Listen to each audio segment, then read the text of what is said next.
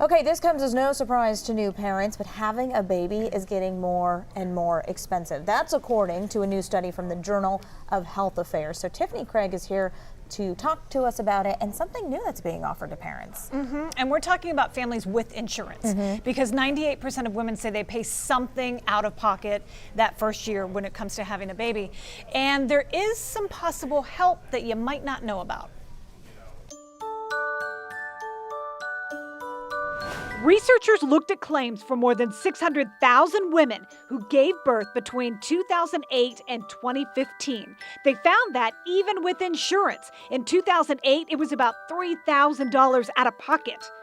The cost jumped to $4,500 in 2015.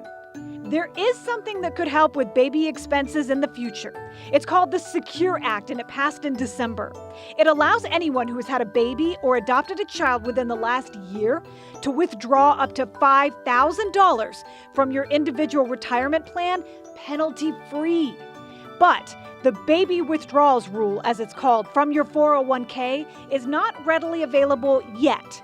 CNBC's reporting that companies like Charles Schwab, Fidelity, and Vanguard have delayed offering that benefit until they get a better understanding of the legislation.